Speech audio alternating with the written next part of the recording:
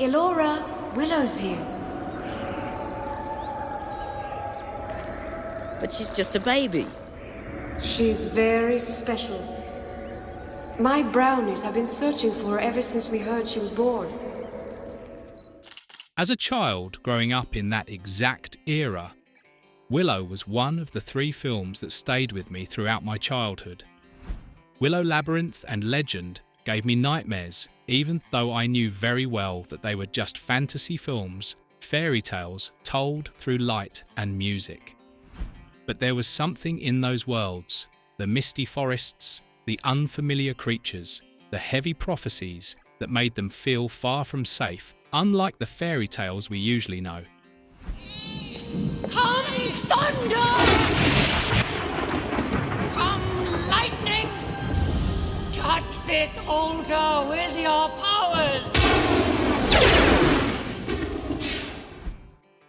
Many years later, when I rewatched Willow, I realised that the sense of unease I felt back then did not come from monsters or witches, but from the scale and ambition of the film itself. The vast outdoor locations, the journeys across multiple countries, and the bold experimental visual effects were a major creative gamble by George Lucas and Ron Howard.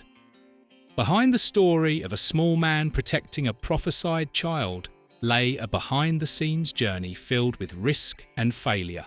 Or rather, before Willow Warwick Davis had never truly been seen. And today we will reopen Willow, 1988, to uncover the stories, the gambles and the secrets behind the film that once made an entire generation both fascinated and sleepless. 20. Before Willow Warwick Davis had never truly been seen.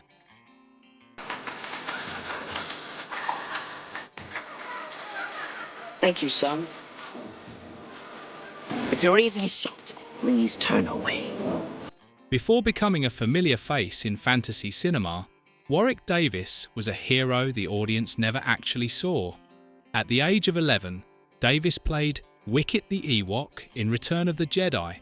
Audiences loved the furry creature, but Davis's face and voice were buried beneath layers of fur and rubber.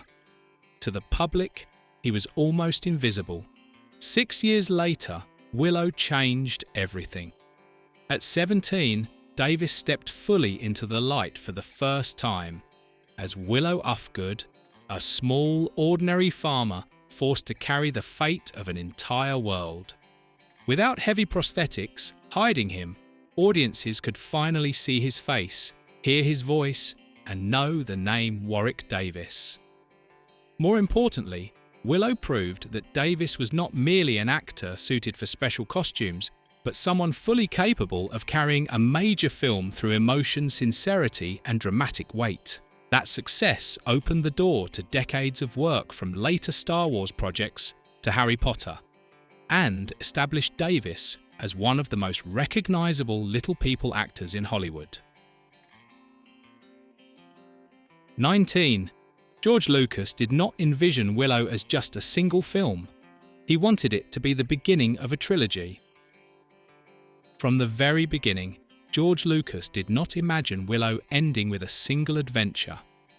In his original concept, it was meant to be the first chapter of a trilogy following Elora Danan as she grew up and gradually became the child of the prophecy.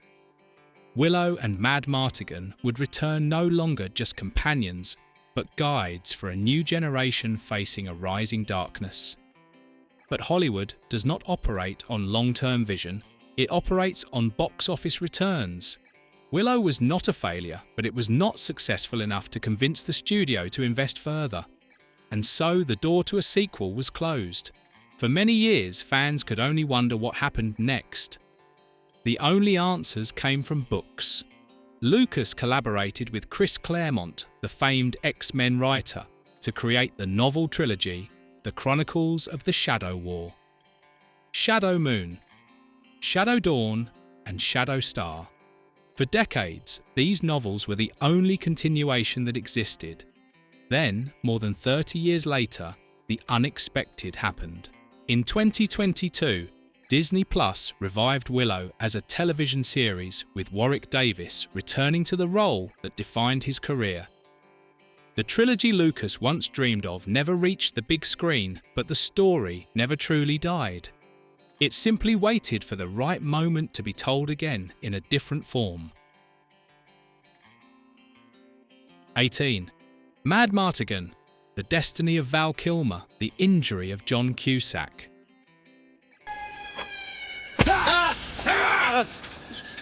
Give me some water, Peck, or you die. Do you understand? Do you remember the moment when Madmartigan crawls out of the iron cage and the door slams hard onto his leg? Val Kilmer grimaces and limps. And that was not acting. That small accident caused Kilmer real pain, forcing him to limp for the rest of the shoot.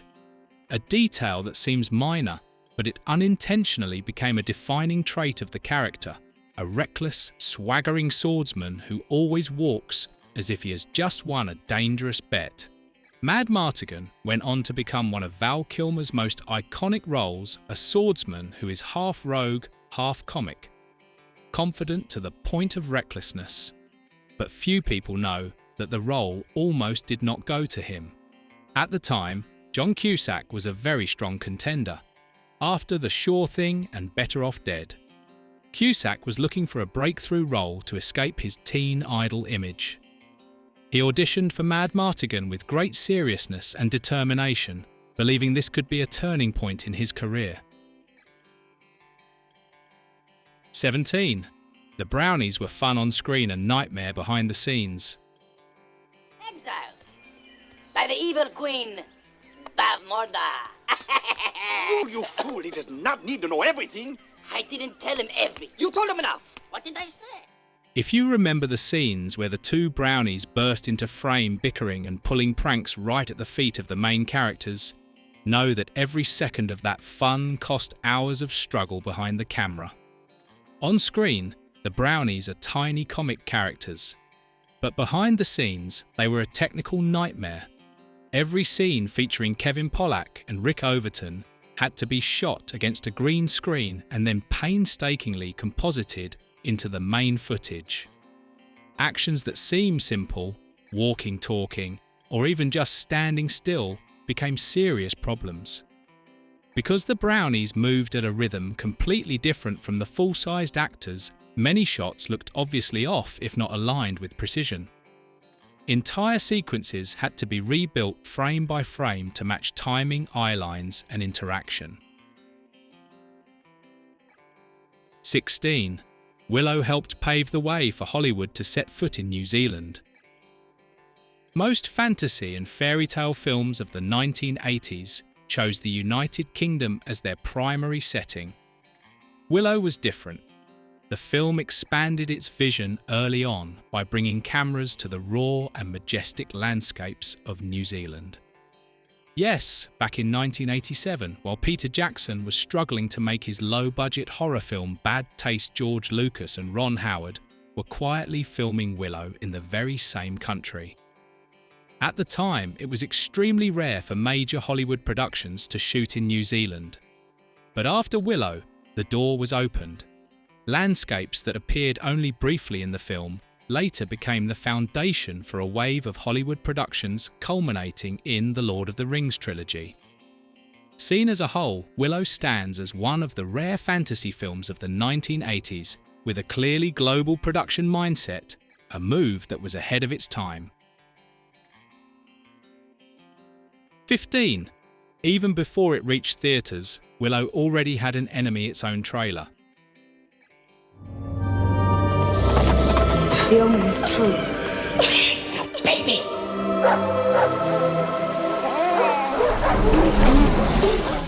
When the first preview was released, critics immediately pounced on it. The pacing was criticised as sluggish. The visual effects were said to look like unfinished drafts, and many mocked it as a derivative copycat lacking personality, even though audiences had not yet seen the full film. This wave of negative reaction unsettled studio executives who feared the fantasy epic would be dead on arrival before its release date. George Lucas remained firm. He believed in the final cut and felt that the trailer had betrayed the true spirit of the work. And when Willow finally reached theatres, the film found its audience proving that marketing can fail, but a story does not have to. The trailer was a curse. Willow itself became the magic that broke it. 14. Willow led to a real-life romance.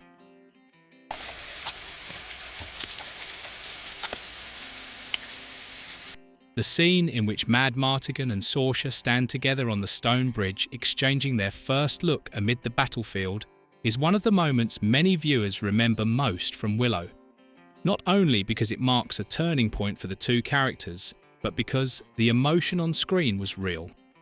Willow introduced a very young Val Kilmer as Madmartigan, a roguish, selfish swordsman who gradually becomes a hero in his own way. Something like the Han Solo of this fantasy world. Kilmer brought humour, swagger, and an unexpected warmth to the role, making Madmartigan's transformation believable. Opposite him was Joanne Whalley as Saoirse, a cold warrior and the daughter of Queen Bavmorda. In the film, Saoirse turns away from darkness to follow her conscience and Madmartigan. In real life, the same thing happened. During the filming of Willow, Kilmer and Whalley genuinely fell in love. In the very year the film was released, the two actors married and later had 2 children. It is one of the rare cases in Hollywood where on-screen chemistry directly reflected real life. 13. One of the strangest cameos in the film was hidden inside the monster Iborsis, the two-headed dragon.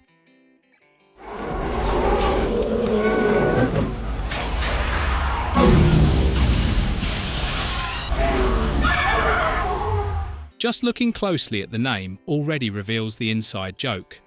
Iborsis does not come from any myth or ancient legend. It was George Lucas's and screenwriter Bob Dolman's way of getting back at critics Gene Siskel and Roger Ebert, who had harshly criticised Lucas's earlier projects. This two-headed monster was in fact named after the 2 critics who had been among his most severe detractors. Instead of ignoring the criticism, Lucas chose to turn them into a slimy, snarling creature for the heroes to destroy on screen.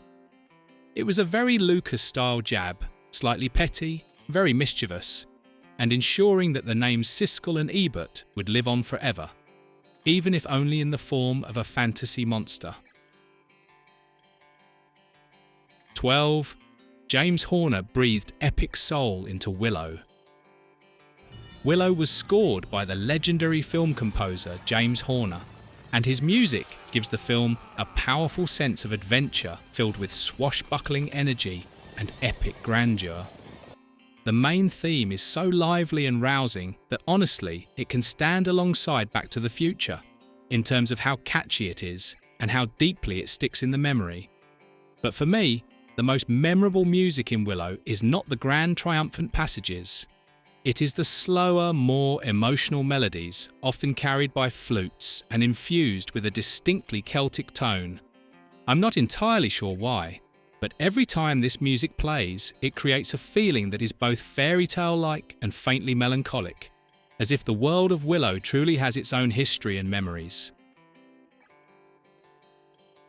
11. The evolution of Willow. Few people know that Willow was actually an idea George Lucas had been nurturing for a very long time, even before Star Wars. In the early 1970s, Lucas was developing a range of myth-inspired concepts as he searched for the right universe for his major work.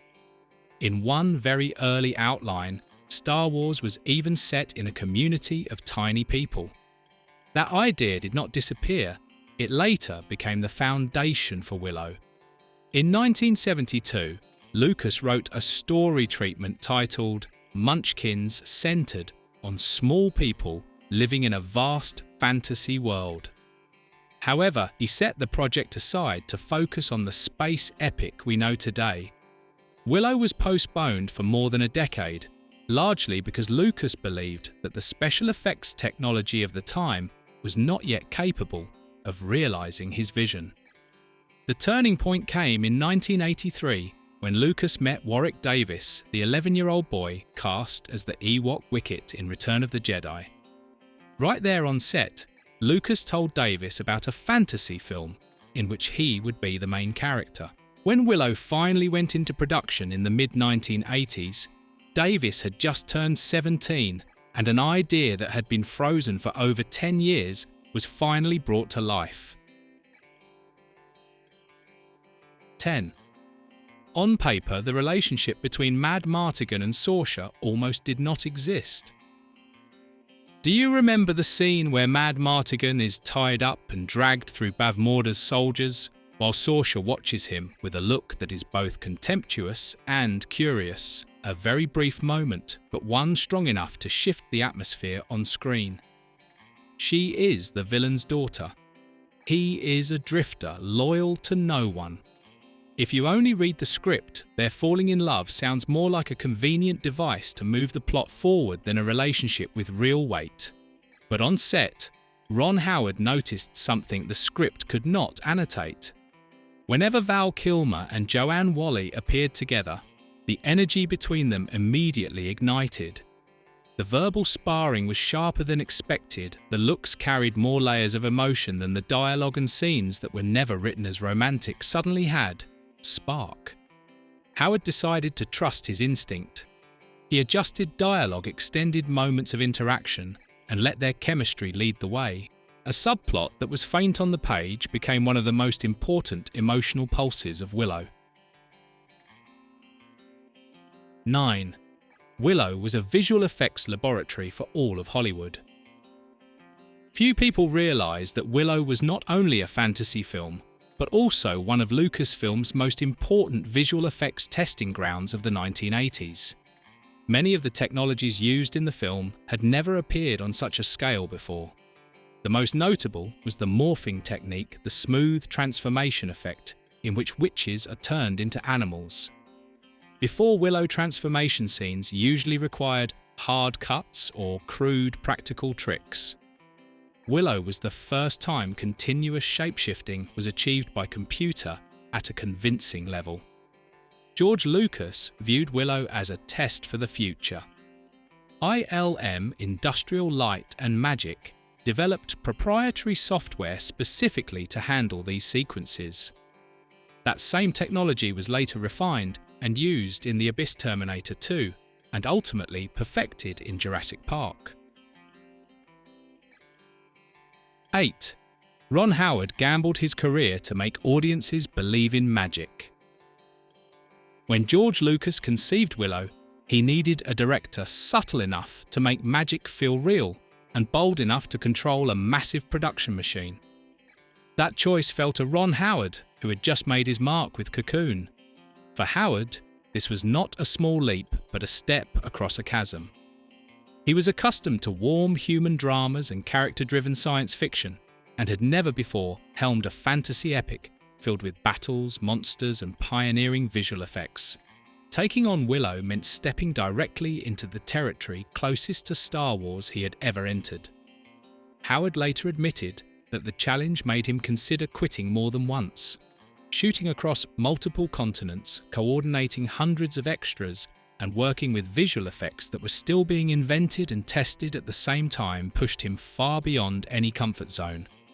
But it was precisely that pressure that forged him. 7. Willow's story began long before Warwick Davis ever stepped onto the set. In the early 1970s, George Lucas had already sketched notes for a fantasy epic titled Munchkins, about a small person standing up against unimaginable adversity.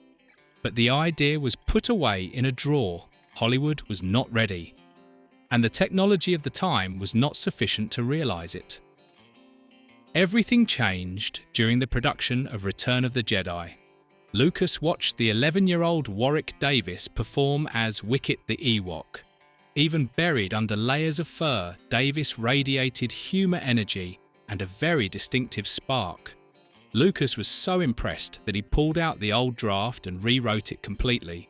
This time, Willow was no longer a generic hero waiting to be cast. The character was written specifically for Davis from beginning to end. Lucas did not audition hundreds of actors. He built an entire world around one boy, keeping the promise he had made on the Star Wars set. The film did not just give Davis a role, it existed because Lucas saw him. 6. Willow's climax once featured a giant dragon, and it failed.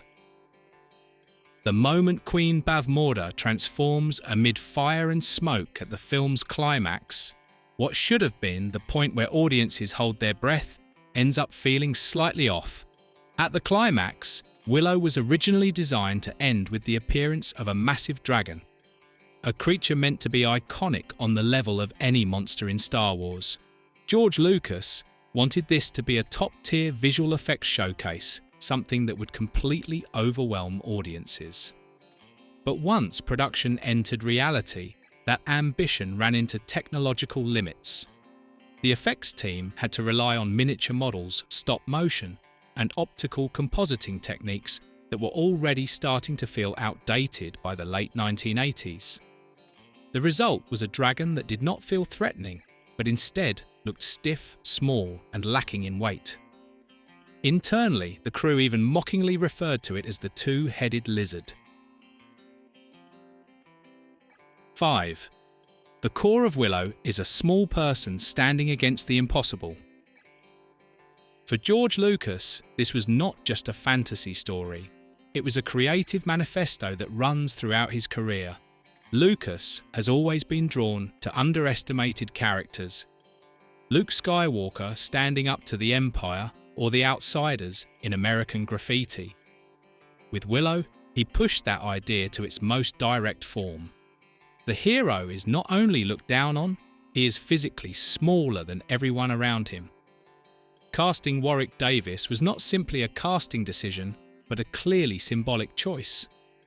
Willow Ufgood is mocked, seen as unfit to carry destiny on his shoulders, yet he becomes the protector of Elora Danan and the key to overthrowing an evil force. The story resonates because the very thing that makes Willow seem weak is what makes his victory memorable. 4. Not a box office hit, but Willow refused to disappear. Willow may not have become a major theatrical hit, but its world did not stop there. Lucasfilm quickly expanded the story into other formats to keep the film alive. In 1988, Marvel Comics released a 3-issue comic adaptation, allowing Willow to move into the world of illustrated storytelling. A year later, Capcom released Willow for the NES, an action role-playing game in which players controlled Willow through forest dungeons and monsters, with a feel very similar to The Legend of Zelda. There was also an arcade version, letting kids continue to fight trolls and cast spells long after the film had left theatres. These tie-in products were not just about generating additional revenue. They helped Willow continue to exist in the audience's memory. Many people even discovered Willow for the first time through comics games or toys, and only later sought out the film. 3. When Willow stepped beyond the screen. Right after Willow was released in theatres, the world of the film quickly spilled over into the realm of games. First came the Willow board game, a product that was fairly popular in the late 1980s. Players could choose to side with the heroes or the villains. If you played as the heroes, your mission was to protect the baby Elora Danan. If you joined the forces of evil, you carried out Bavmorda's orders and tried to capture the child. The rules were not overly complex, but they were tense and fun enough that many people still remember the game today with nostalgia. Next came computer games released for systems such as the Commodore 64 and Atari ST. These were classic adventure role-playing games where players had to type commands to move act and interact with the world very much in the style of 1980s computer games. Willow also appeared on arcade machines, but the most remembered version remains Willow on the NES, developed by Capcom. This game followed an action-adventure style very similar to The Legend of Zelda, allowing players to control Willow as he fought used magic and travelled through locations familiar from the film. I still remember how heavily this game was advertised in comic books at the time. 2. Willow and the Curse of 1980s fairy tale films. When Willow was still in pre-production, Lucas and Howard faced considerable difficulty finding a distributor, largely because the climate at the time was not very friendly to fantasy films.